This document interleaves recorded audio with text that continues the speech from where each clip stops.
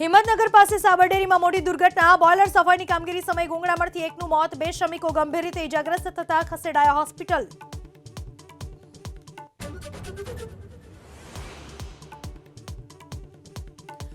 સુરતના સાયણ ગામના મહિલા સરપંચની આત્મહત્યાથી ચકચાર. જિજ્ઞાસા ઠક્કરે પોતાના ઘરે ગળે ફાંસો ખાઈ કરી આત્મહત્યા. પોલીસે શરૂ કરી તપાસ.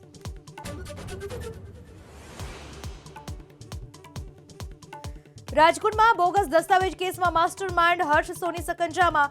અગાઉ એક ઓપરેટરની કરાઈ હતી ધરપકડ.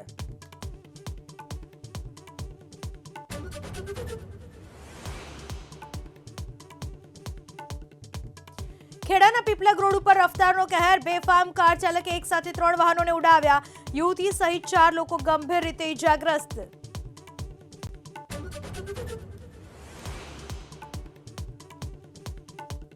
દિલ્હીમાં નોટકાંડ પર ગરમાયું રાજકારણ. ભાજપ નેતા પ્રવેશ વર્મા અને મનજિંદરસિંહ સિરસા સામે ઈડીમાં આપના નેતાઓએ કરી ફરિયાદ.